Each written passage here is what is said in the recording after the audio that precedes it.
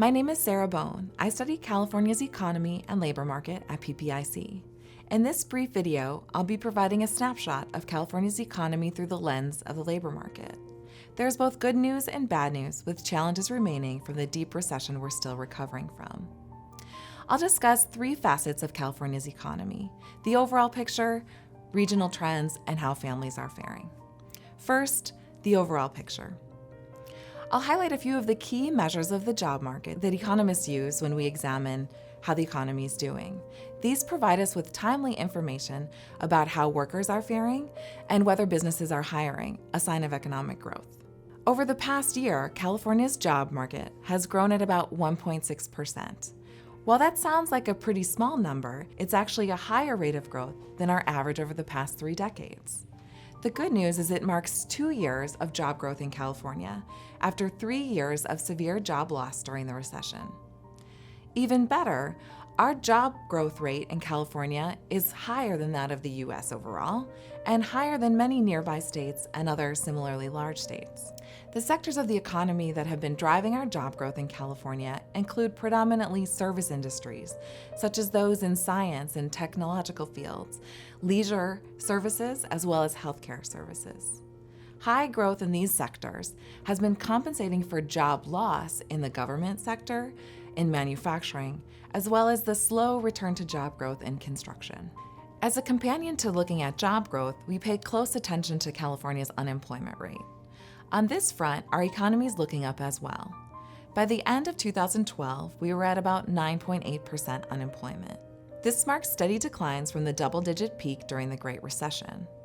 However, when we consider our unemployment rate now in historical context, it's clear that we have a long way to go for full recovery. About 1.8 million Californians are still looking for work. Furthermore, since the onset of the recession, more and more workers have stopped looking altogether.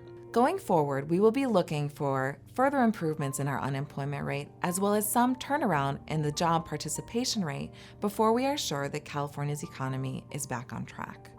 Next, we look to how California's regions are doing. California's regions vary on many dimensions, including on how fast they've rebounded from the recession. At one extreme, we have the San Francisco Bay region, where unemployment rates are lower and job growth is higher than in California overall.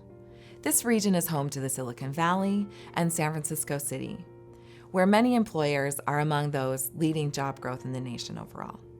At the other extreme is the Central Valley, where unemployment rates are among the highest in the state. The good news for some of the Central Valley region is that job growth has been particularly strong over the past year.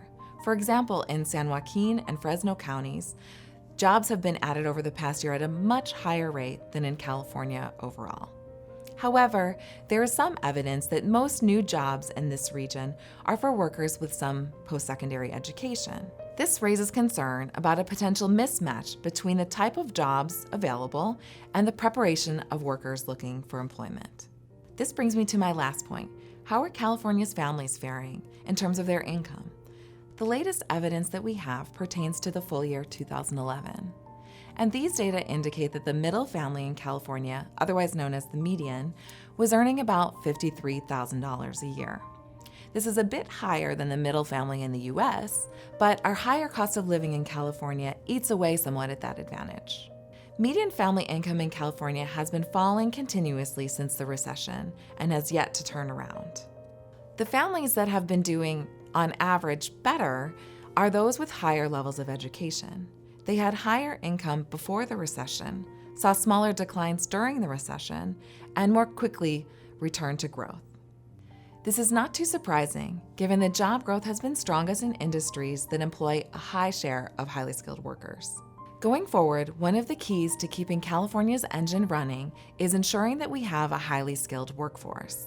This workforce has long been one of the draws for businesses to locate in California, and projections indicate that the need for highly skilled workers is going to continue to increase over the next decade and beyond. A higher education system that's equipped to train Californians for the jobs of today and tomorrow is key to meeting this workforce need. Policymakers have a role to play in this arena to help set the conditions and make California an attractive place for both employers and workers. For more research and information on California's economy, please visit our website, ppic.org. Thank you.